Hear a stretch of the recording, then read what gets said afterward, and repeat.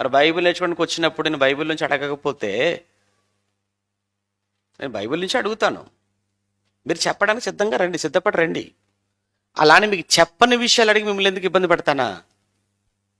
మీకు చెప్పని విషయాలు మిమ్మల్ని ఎందుకు అడుగుతాను? చెప్పిన విషయాలు అడుగుతాను.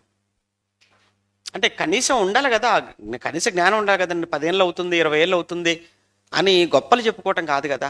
బైబిల్ మీద కొద్దో గొప్ప మనకు నాలెడ్జ్ లేకపోతే 10 ఏళ్ళు వెళ్ళి ఏం ప్రయోజనం? 20 ఏళ్ళ నుంచి ఉన్న ఏం సుఖం? అందుకోసం ఇవన్నీ ఎప్పుడో చెప్పి చెప్పి చెప్పి చెప్పి చెప్పి అరిగిపోయినటువంటి సంగతులు ఇవన్నీ కూడా.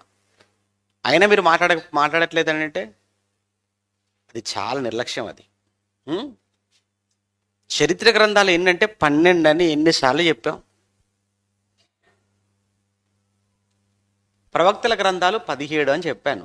చరిత్ర గ్రంథాలు 12 అని చెప్పాను. ఈ 17 గ్రంథాలను ఆ 12 గ్రంథాలతో కలిపి చదువుకోవాలి అని చెప్పి ఎన్ని మార్లు. ఆ 12 పుస్తకాలు ఎక్కడి నుంచి స్టార్ట్ అవుతాయి? అవి చరిత్ర గ్రంథాలు ఎక్కడి నుంచి స్టార్ట్ అవుతాయి? మాట్లాడండి, పురుషుల వైపు నుంచి మాట్లాడండి, తల ఎత్తి మాట్లాడండి. తల దించుకోకూడదు. తప్పు చేసామా ఏమైనా? తల ఎత్తుకొనే ఉండాలి ఎప్పుడు కూడా. తల దించుకోవాల్సిన పని లేదు ఆరాధనలో. తల ఎత్తి చెప్పండి, ఎక్కడి నుంచి ప్రారంభమవుతాయి ప్రవక్తల చరిత్ర గ్రంథాలు? యెహోషువ గ్రంథం నుంచి ప్రారంభమవుతాయి. ఆ యెహోషువ నుంచి ఎక్కడ, ఏది చివరిది ఏంటి చరిత్ర గ్రంథాలలో? ఎస్తేరు గ్రంథం చివరిది.